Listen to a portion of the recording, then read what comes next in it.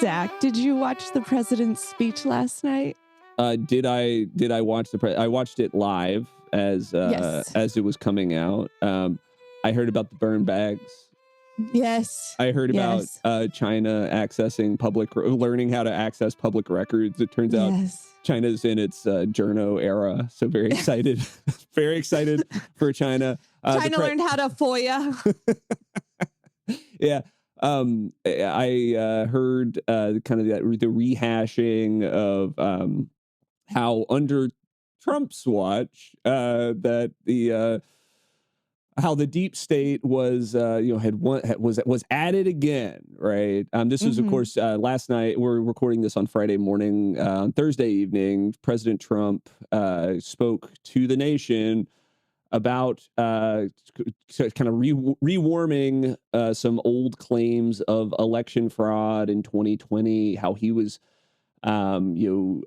shunted in this most recent election, or sorry, not even most recent election, like 2 elections ago. This is clearly something that is still the only notable thing on his mind. Liz, what did you make of Trump's long press conference or remarks? Back in my day, presidents only did special addresses to the nation, like in times of war, right? Like when we captured Osama bin Laden, right? Right. Like for like big deals. And this time we get this big special address to the nation. So Donald Trump can air conspiracy theories, right? Like his phantom conspiracy theories. And I think what's so notable is he does this big document drop, which is America has been clamoring for a document drop. The Epstein files. Yes. Right? And he, instead of dropping the documents, which they're supposed to drop these documents, like legally, they're supposed to be dropping these documents. They haven't dropped all those documents. But instead of dropping those documents, the Trump administration is like, hey, guess what? Let's drop some other documents that are going to quote unquote prove these claims of election interference for like what you pointed out, like 2 fucking elections ago.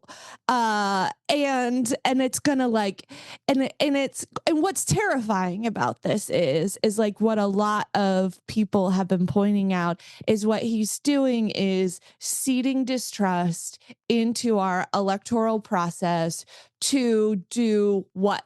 Right? Like, because the midterms are coming up, and it is so possible that the Republicans could take a big L in this midterm election. And so what is Trump going to do? I mean, I think that it's so clear he's completely unhinged. He's conspiracy minded, and he's willing to violate the Constitution to get his own way.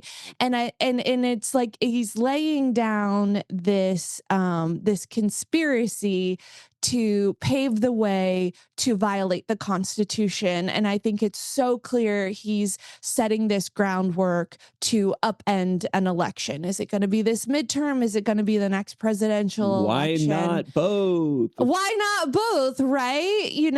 But it's also just like, I think it's so fascinating, right? That he's like, we'll do the document drop you wanted, not that one. And, but it's also like, these documents drop and he's like, we're going to declassify this information that's going to prove everything. It proves nothing, right? No, like it does not. It's a tale of an idiot, full of sound and fury, signifying nothing if we're going to drop some Shakespeare. And like, yeah, so it's what we know already, right? That like foreign adversaries try to mess around. They try to do a little bit of espionage, they right? Hire influencers. They hire PR firms. Right. They hire conservative influencers, but like there's a difference between like trying to interfere and actually interfering, and that like that connection has not been proven, and so far isn't being proven by these documents. And Totally. yeah, and you know, and like their whole thing is like, see, we are proving election interference because they did it in Venezuela. Well, we are not Venezuela, even though Marco Rubio is running Venezuela. They're technically still not part of the United States. Our new vassal state. That's right. That's right. Puerto Rico part 2. Puerto Rico part 2. Sorry. Sorry, Puerto Rico. And I think actually America does owe Puerto Rico a huge apology. And Totally. now to the people of Venezuela. But and so that's what's happening. And yeah, I watched that last night. And I think what was also terrifying to me was how on point Trump was. Like, he was reading that teleprompter, and he was getting those periods. He was not going off script. And I was like, why is he the 180-year-old in Washington, D.C. who's not in the hospital?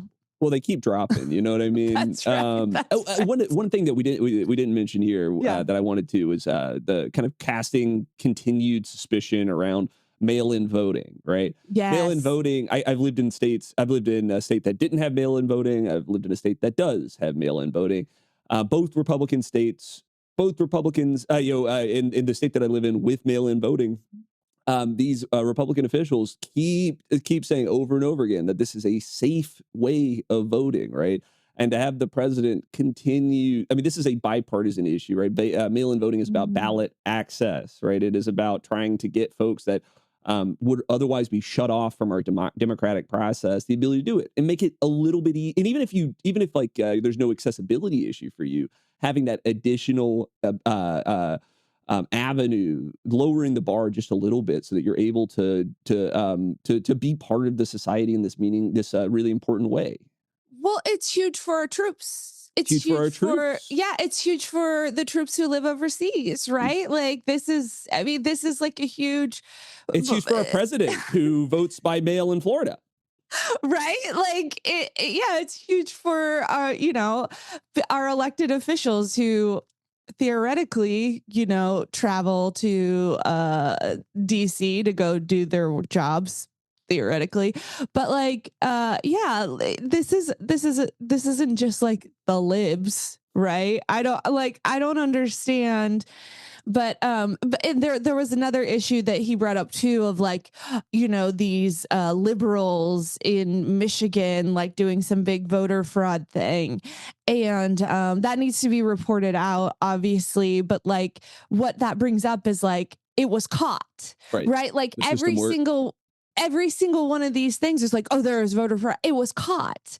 And that's the thing. It's like, it didn't impact the election. Like, none of these things have impacted the election. And like, all and our I mean, I think, as we know, living in Iowa, like, everything is so decentralized. It's hard to get these and these counties, anybody to work together. So like, if you were going to hack one system, that's all you get. You get one system.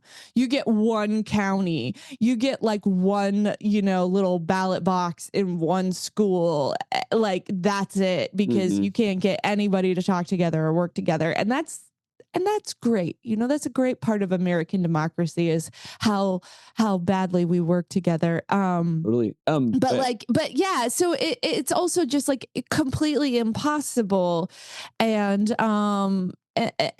and so, right, so he does this primetime address to the nation to air phantom conspiracy theories, to drop the documents that prove nothing, right, and to undermine faith in our elections. Right. And to just set the groundwork to further upend a free and fair democracy, which is just like what he's been doing. So cool times. He's demanding colleagues in states across the nation to go to redistrict, right, in order to have more in order to create, not win more congressional districts for his for his agenda in the years following this midterm.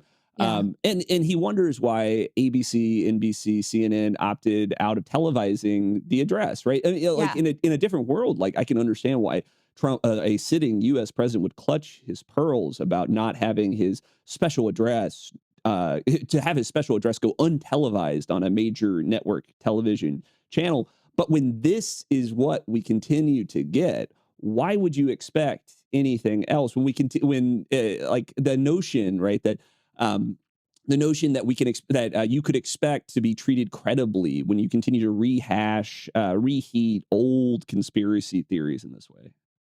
Yeah, at least give us something new. Give me, give me I some was mole people, right? Like, give I me. was I was watching CNN and I thought Caitlin Collins brought up a good point, where she was just like, if this is really happening, then why haven't charges been brought? Right. Like, and Boom. and it's like, if like they can trump up charges to like bring in a quote unquote vandal for the reflecting pool, which like the Washington Post just published an investigation to show that like the liner of the reflecting pool really wasn't vandalized, so whatever's going on with the man that they arrested, like hopefully he gets released soon, or whatever is going on with that. But like, if they can fake that, surely they would have arrested someone or done something by now. You would think. We've been bombing Iran for less,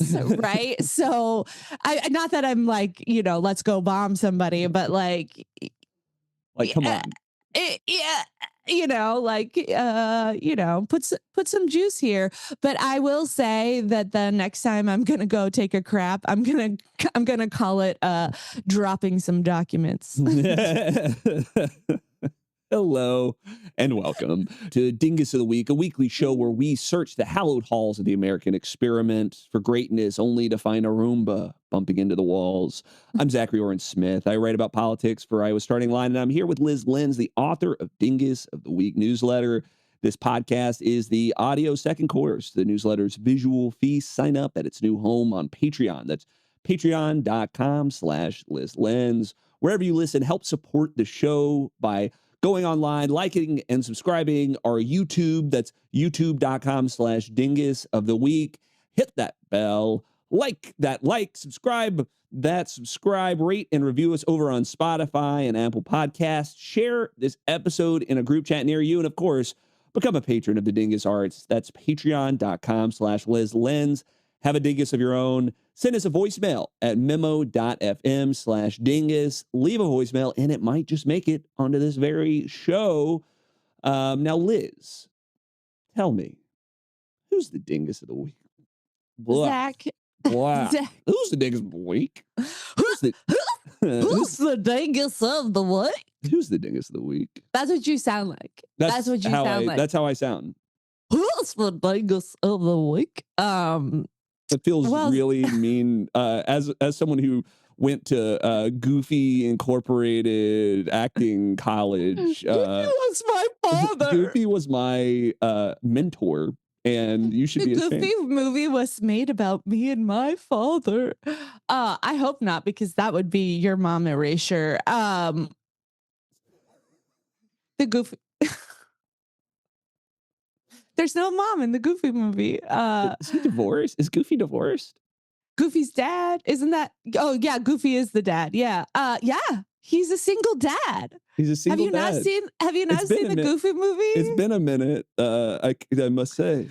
Bring back the old texts is what I say. The great books, including Goofy Movie 1 and 2. Nobody reads the classics anymore. Zach, you know that runny shit is ruining everything in America. And yeah. And as somebody who has the flu running through his house, you know what I am talking about. But I am not talking about Donald Trump taking shit all over his much touted peace agreement with Iran and going back to war. And I gotta say, like, we've talked about this, but like every time I read CNN.com, it's like Trump signs peace agreement and how many times have we read that this summer where it's like Trump nears peace agreement, and then like the next day it's like America bops drums in the Strait of Hormuz, and you're like, just stop saying he's nearing a peace agreement when we all know. This is specifically for Axios. Like the Axios newsletter, I think the will we won't we of this peace agreement has just been like it's been edited like a Love Island episode, right? Like I feel like there's no way that this negotiation process had this much drama. Also, the next time I poop, I'm also calling it dropping bombs in the Strait of Hormuz. So you're talking about Cyclospora as of July. No, wait, hold on. Don't interrupt my setup here. Okay. You gotta let me cook. Trust the process. Trust the process. I'm also not talking about the parasitic diarrhea known as ICE agents who are murdering people in the streets.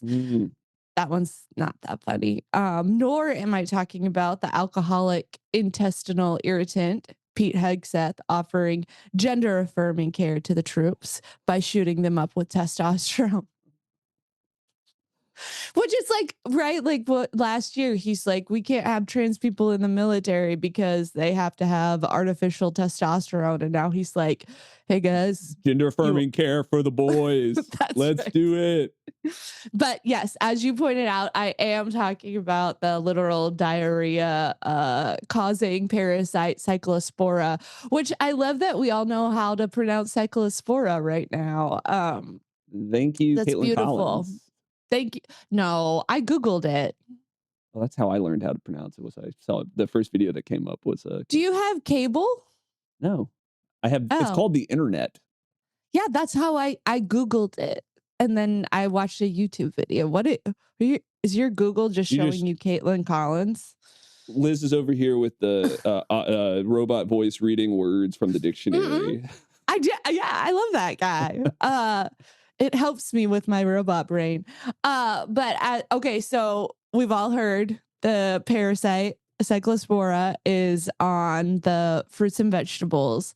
But did you know, Zach, that when the Health and Human Services decided to do some cutbacks, because Trump was going to get rid of waste in the government, they decided to have the CDC, right? They fired a ton of people at the CDC and Centers for Disease Control. And they said, hey, we're only going to make reporting some things mandatory. And one of the things they said you don't have to report is Cyclospora. Fascinating. Do you know how Cyclospora gets on fruits and vegetables, Zach? Liz, tell me. So Cyclospora gets on fruits and vegetables specifically when water comes into contact with human fecal matter. Mm-hmm. So another word, John Hopkins word for poop. Yes. So it has to be specifically human poop. So this is not like cow shit or pig shit. This is human poop. And this can happen one of two ways. And now these are all alleged ways. We don't know how this is happening because of cutbacks at the CDC, because nobody has been tracking this. So it could happen one of two ways. One is a lot of farms use biosolids for fertilizers, which is like dried out human waste that like is processed and then used as fertilizer. And it's pretty cheap, but it's regulated. It's very regulated. There's supposed to be like a couple steps between using it and like a human food product. So like you can use a biosolid, say on like a corn that's fed to a cow that is then turned into beef, but it's not ideal to use it on a corn that you then eat. But hey, guess what happened to the guess who regulates that? EPA. Okay. Hey, guess who got huge cutbacks? Bummer. And a couple months ago, Trump did this whole big thing where he was like, I'm going to make all these cutbacks to the EPA. So like big farms and farmers don't have to, be regulated. Cool. So cool times. So now we have this whole landscape, a literal landscape, right? Like of farms that are not being regulated, that can use this like cheap fertilizer however they fucking want.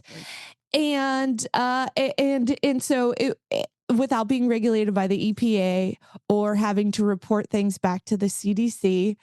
So there's one way it could be, it could happen. Another way is, and I was reading some articles about this, and this has been linked to some smaller outbreaks of Cyclospora, but like the poor treatment of farm workers who are out in the fields working, undocumented immigrants, and who are in these fields and, not being allowed bathroom breaks, et cetera, et cetera. Those are smaller outbreaks, and this is a way big outbreak. So that one seems a little iffy to me. And again, there's no like connection, but either way, right? Like this would be like, either way, this outbreak would be like a huge failure of oversight, right? Which the Trump administration has been like, hey, we don't need oversight. It's fine. And if you talk to like a fucking libertarian, which I don't recommend doing, like he'll be like, oh, companies have no incentive to poison their, customers, because why would they do that? It happens all the fucking time. Right.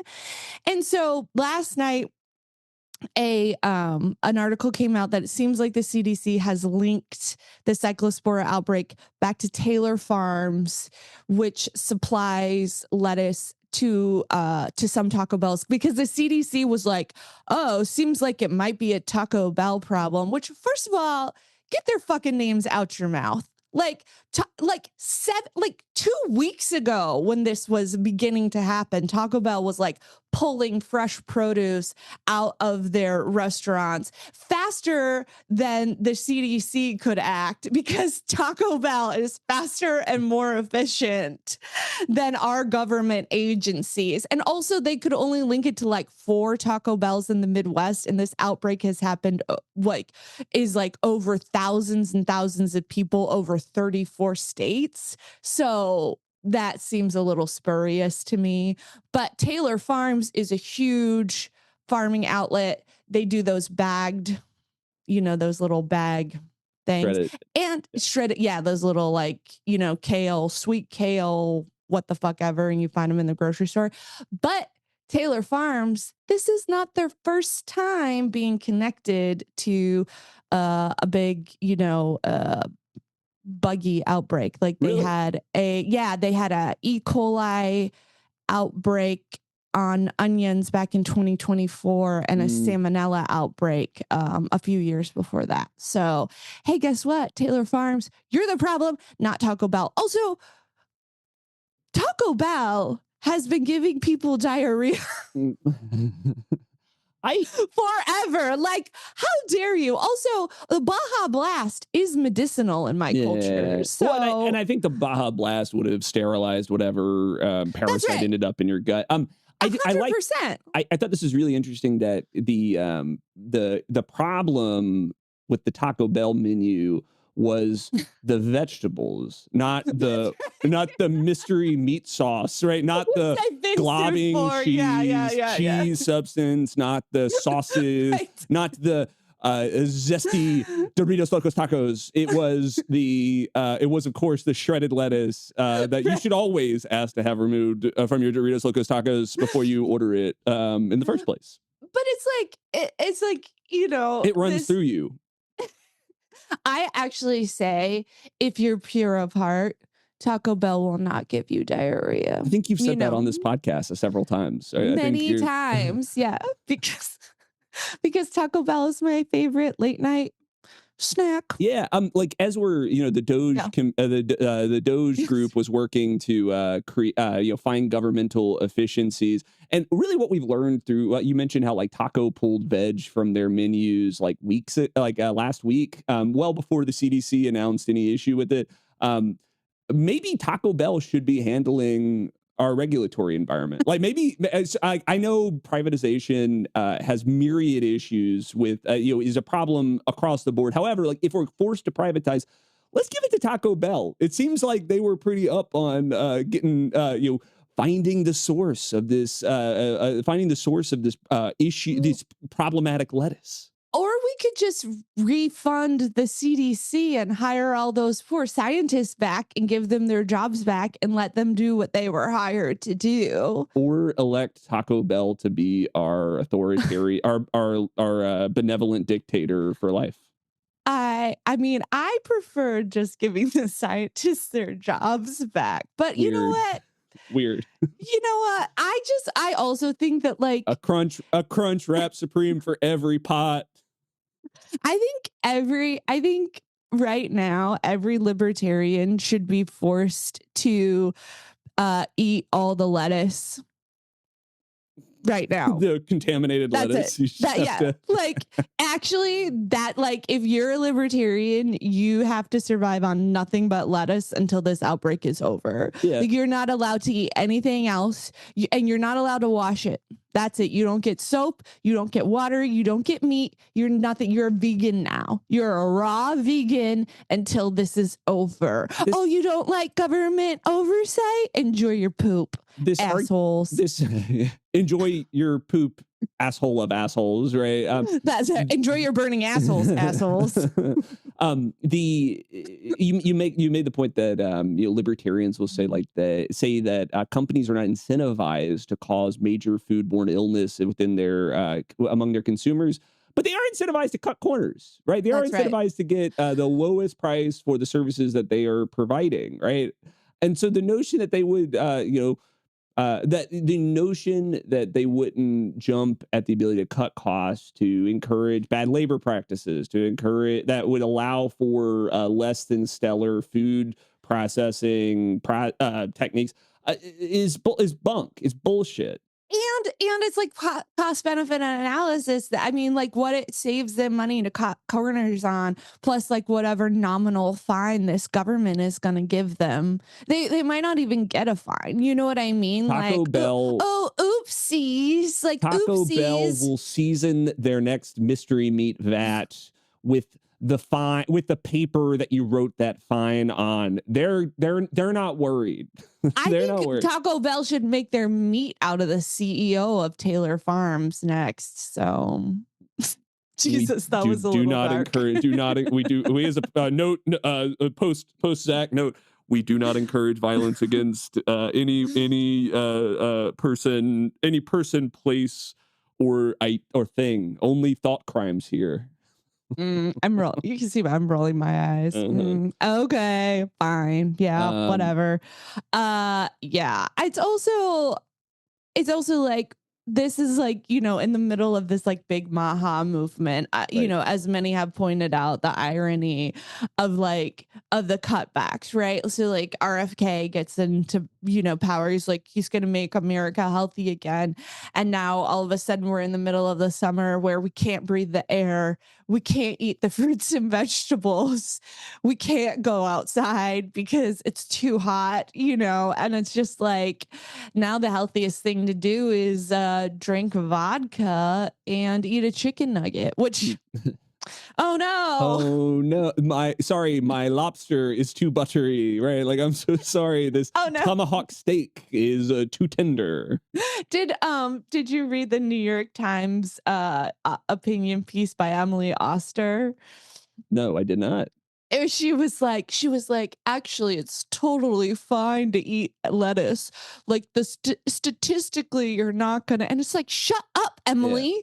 So that's like statistically, it's fine, and you're like, oh my god, go to hell. Like that's Emily Oster's whole thing, though, and like I appreciated it when I was pregnant, and she was like running the numbers and like trying to like calm down the hysteria that people use to control women's bodies.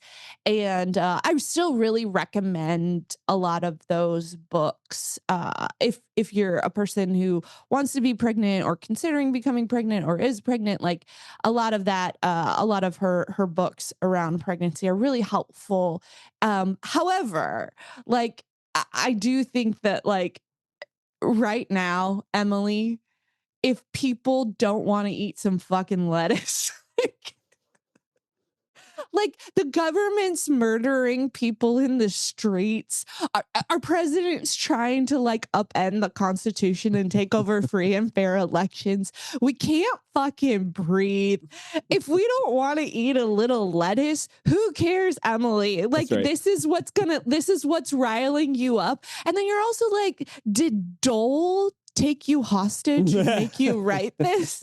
And we all know Dole is nefarious as fuck, right? Yeah. Like, we know about Dole's history of like coups and shit. Just Dole's for got their the bananas. Bodies. Dole with the hidden bodies. Dole with the masquerade. Listen, Dole, I'm just saying, like, fruits and vegetables have a high body count, and I don't mean in the sexy way. I mean in like the murder way. I've never referred to That's because you're not an incel. That's not yet, but any day now, we're kind of wheeling away the hours until I finally have my wife finally leaves you. And when I have my spin-off right-wing pod. That's why I appreciate all of the subscribers to patreon.com/LizLinz, because you're just helping seed the future right-wing spin-off that is They're not following you there. Men yell at me. Man yells. I'll sue you. I don't know what I'll sue you for, but it's gonna be big. It's gonna be life will find a way. Liz, you wanna take a break? Let's take a break. Hey, Liz. Zach. Last week you had a great post talking about the New York Post and its detailing of the dark side of the trad wife system. Do you want to tell us a little bit about what you wrote? Yeah. So one thing that subscribers to the newsletter get is a Sunday Links post, and that's where I'll write a little essay up at the top about something I've been reading in the news, and then post a ton of links. Mm-hmm. A ton of links. I read all the time. A little reading list, if you will. It's a way to sort through the news outside the algorithm, and I never post hate reads, so it's all good stuff. But I read something in the New York Post, not a hate read, although that's a tough one when coming to the New York Post, but it was about a woman who had kind of gone viral for like being like, I was a trad wife and then I left and found myself without money and, support and all this kind of stuff. And the story went viral, and a lot of people's responses to her was like, skill issue, like, you just picked the wrong man. You just picked it couldn't be me because I'm a trad wife and I picked the right man. And I, and you loved that. You love seeing that appear. And I was like, that's right. I was like, that's right. All your problems will be solved if only you pick the right man. That's right. End of story. And no, but I just was like, this is, I just connected it back to this logic has been going on for a really, really long time, right? That anytime a woman points out a systemic issue, the response is always to blame her for not choosing better, to choose her way out of a systemic problem. And, and I was like, if the system involves, choosing your way out, then it's a bad system. But I also pointed out how it's often a neoliberal response too. Like when my book came out, a lot of women, this was a question I got spoken out loud to me by very liberal women who were like, well, don't you think that if you just chose better, marriage would have worked better for you? And, and I was pointing out, and my book points out a lot of the ways that the system of marriage, exploits, like if you're disabled and you get married, you lose your disability benefits, right? Like, and so like just the way that the system of marriage exploits and disadvantages people all across the board, and I was, I have to just be like, no, it doesn't matter. And, also like, you can't look me in the eye and tell me, even though that you love the man you're married to, that like the chores are equal. Like, yeah, even if you love him, I know you're fucking lying to me if you tell me that. So, I just wrote about that, and I kind of feel like I write about that a lot, but it was just a new way to kind of bring up the system, be the skill, and how we talk about that. But I do love the links post because it gets a lot more personal because it's behind a paywall. I sometimes talk about more personal stuff like my kids or if I've gone on a date sometimes, which I haven't in a while. So it's not that spicy anymore. And you can get that letter straight to your mailbox. It comes out on Sundays. Always on Sundays, like clockwork. Like clockwork, systematic, like the institution of marriage itself. Subscribe It's at Patreon. Also exploitative. Patreon.com/LizLens. Hey, Zach. Hey, Liz. So right after we recorded our podcast last week about zombie Mitch McConnell, guess who died? Tell me who the person we didn't expect to win that particular Kentucky Derby. That's right. It was Lindsey Graham who up and died. And that was so crazy too. So we recorded a whole episode about the gerontocracy, about Mitch McConnell, and then we wake up over the weekend to the news that a senior senator has died, and it is Lindsey fucking Graham. And also, I think for us out of Iowa, that's also crazy news because we got a senator will be 93 in September. I believe it's September 17th. Why do I know this? Because your girl wrote a very big profile of him and some things are just burned into my memory. And also it raises a question, Zach, are the nitrates actually good for you if you have an evil heart? You know what I mean?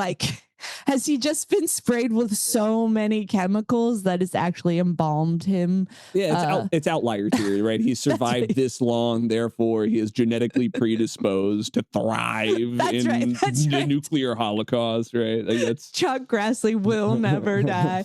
But Lindsey Graham died, and what was incredible derogatory was Lindsey Graham is spent his life, kicking puppies, ripping healthcare away from people like me, born with a uterus, and he, hates the gays, even though rumor has it he was one, and loved to bomb other countries. Never saw a bomb he didn't want to package up and send abroad. And he's dead now, so we can say this. Never saw a war crime he didn't want to commit. And this motherfucker, but he dies, and all these Democrats come out and start posting on social media, oh, what a kind man he was, and eulogizing him. And you can say nothing. Yeah. Which might be a good option. Nothing. Might be a good option. I think Senator Tina Smith just said thoughts and prayers to his family. If you're going to say something, okay, say that. That's fine. Right. But then Amy Klobuchar was he always did his job with joy. Yeah, I bet. I bet he had a lot of joy taking healthcare away from trans people and women. Whittling away the Affordable Care Act. Yeah. Right. I'm sure he delighted. I'm sure he signed his legislation with a smile. That's right. Kamala Harris was he had a wry sense of humor, and it's sure, yeah, I bet he laughed like a little rhymes with witch, all the time while he was, encouraging the genocide in Gaza. This is the problem. He did. This is the problem. This is the emergent issue of the Senate of DC is these people spend too much time together, right? And they begin the things that the policy that they're working on, the bombing, the bombs, the lost health care, the rights of our residents. those become abstractions, right? When you're in DC, those things become abstractions, and to have to have this to the response from these Democrats just shows how even the folks that are perpetrating, right, that are leading to some of these awful outcomes, right, are remembered for their dry humor and not the lives they've made worse. Well, rest in hell, I guess. Rest in Um, piss. rest in piss. Zach, I hear we have a voicemail. We sure do. This one is a returning voicemail writer who's giving us an update on a very bad boss. Oh, I remember this one. This is Justine. Liz and Zach, it's Justine, your boy. I'm back with a sick voice. Not to be confused with the sick voice that you said I had when I reported in about my dingus boss who didn't fix the heat in our building at work. Well, I would like to report in specifically about my voice because I suspect that the reason why I'm sick is because with all of the flooding that's been happening at my part of town with all this rain, my building has been getting a lot of flooding in the front entrance, front office area where there's a lot of carpet. And rather than spend the time and money to rip out this carpet that keeps getting flooded on every couple of weeks when we get a ton of rain, my dingus boss is back at it again, letting it just very slowly air dry and grow mildew and mold. And it smells so bad. The smell has reached the cafeteria. I cannot eat without smelling that musty, disgusting smell. And there's no way that it doesn't have some contributing factor to the way my voice sounds right now. Because guess when I started feeling like this? Right around the time it started smelling bad in the hallway. And isn't that interesting? So I'm renominating my boss and I'm tacking on my HR person who is retiring, and we wish her a very happy retirement away from us where she can't spy on us anymore in dark corners. Rest in peace. Anyway, thank you for the show and thank you for your consideration. Okay. Yep. Okay. Yeah, it's bad. I think just as a formatting note, Dingus receiving a Dingus nomination, that's a lifetime. That you are a Dingus for a lifetime when you're That's right. declared a You Dingus, never, right? yeah, it's like You never stop. Dinguses don't stop being dinguses. They can have third acts. They still dinguses. Yeah, we never we do a dingus. Well, I guess we did do a dingus pardon last year. You have to be But explicitly pardoned. We only pardoned milking my dog. Like and also I'm declaring my dog once again the dingus. But the first of all, Justine, I was forced to work in a building after a historic 2008 flood. I was forced to work in a building where the bottom half of the building was filled with mold and they were like actively renovating it. And we were in the second floor and I got horrible migraines and I was sick and my voice sounded like yours, which it's really working for you. You sound like a 1940s, like, sultry star. But, but I was like getting these horrible migraines and we would tell our boss and he would be like, no, it's fine. The air quality is fine. And we got air quality test strips and tested the air and then came back and showed our boss and showed HR. And we were like, see, it's actually bad. You need to do something about it. This is so long ago. That was back in 2008. I don't actually remember. I think they put air filters in the second floor. And I don't think it did that much, but I think you should get I think you should get air quality test strips. And I think you should start actively being like, it's bad. It's bad. It's time to newsies this shit. It's time to rise up, Justine. This is really bad, and it's really bad for your health. You should also, I mean, I don't know what your doctor situation is, but if you could go to the doctor and get some sort of doctor's note, I don't know. I'm like really worried for Justine's health. That sucks. This is really, really bad. And this boss needs to be fired. Like, can we fire this boss? Where do you live, Justine? Can we get a journalist on this? It's incompetence, right? It's incompetence to This not is make more than incompetence. This is not incompetence. This is like, this is negligence. Sure. this is this is This is willful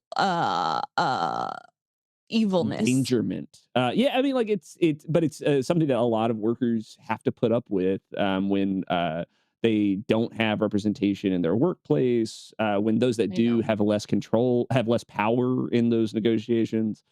It's the reason why so many right now are turning back to old-fashioned union representation, because the powers that be are not taking seriously the well-known problems in the workplace.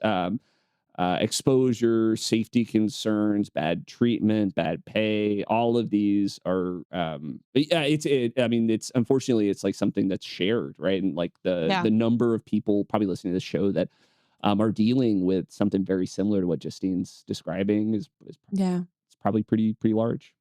This is why bosses remain a perennial dingus. Justine, this sucks, dude. Sorry, Justine, this really sucks. Yeah.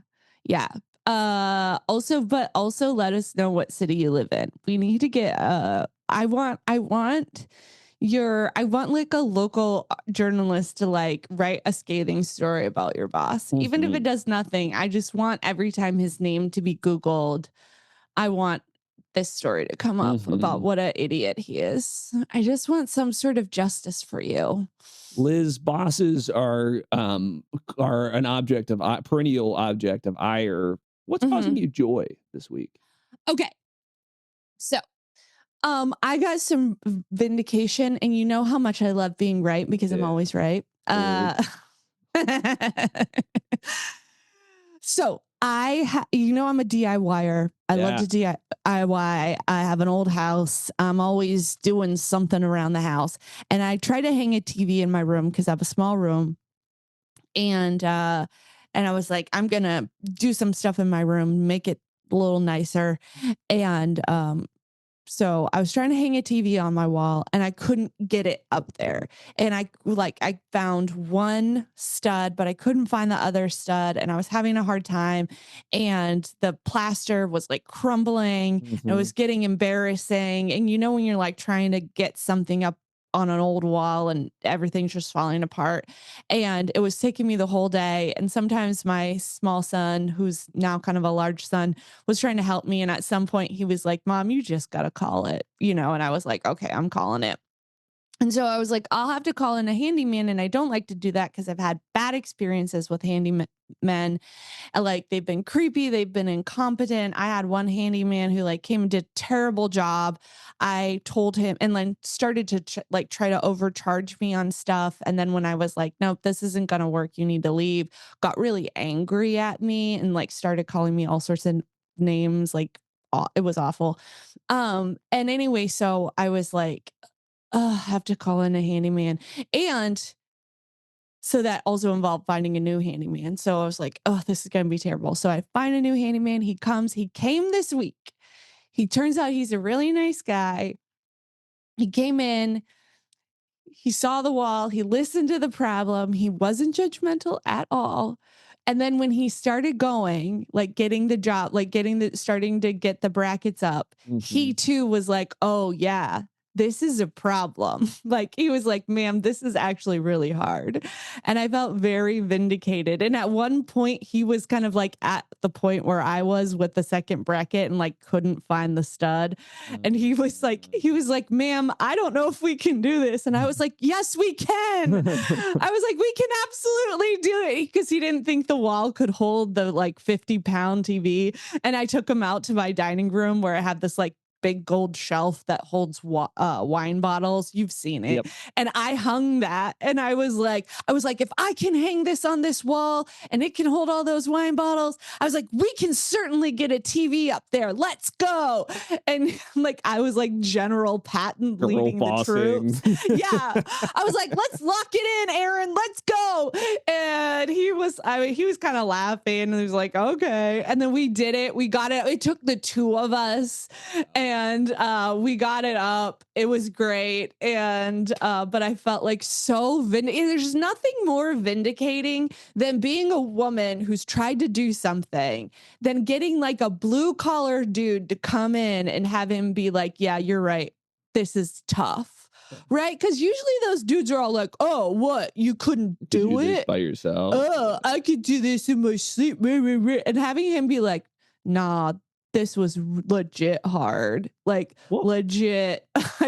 I've never tried to hang a TV set. They're hard. Yeah, tell me, actually. How does is it like, what becomes difficult about it? Because you have to, I mean, I think it's just everyone's a little unique. Every TV is hung a little differently. Like, cause he was saying like, oh, I haven't hung a TV like this one before.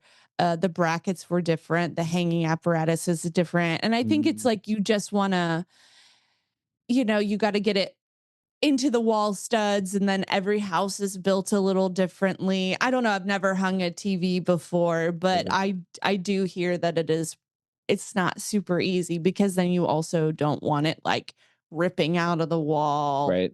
Yeah. All this kind of stuff. So because that's an expensive piece of equipment you got up there. Congratulations on your newly hung television. Yes, and my vindication, I think, is more important. Congratulations on your vindication. You're being right all along. I love to be right.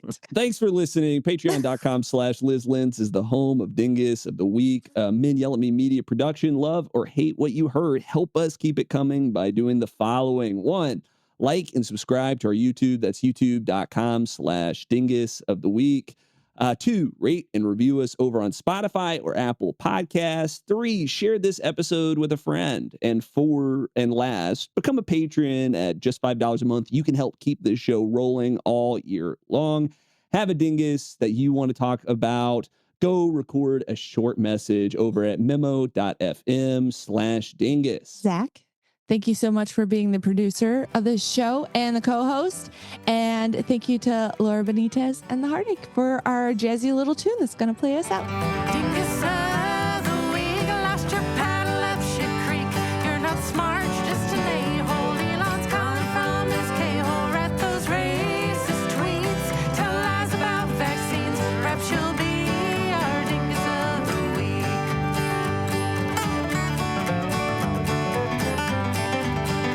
It's a race straight to the bottom, down so deep it's hard to fathom.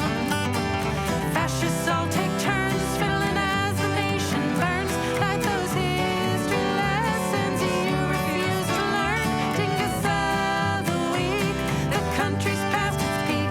We're all paying for your sin. Might as well let the brainworms win.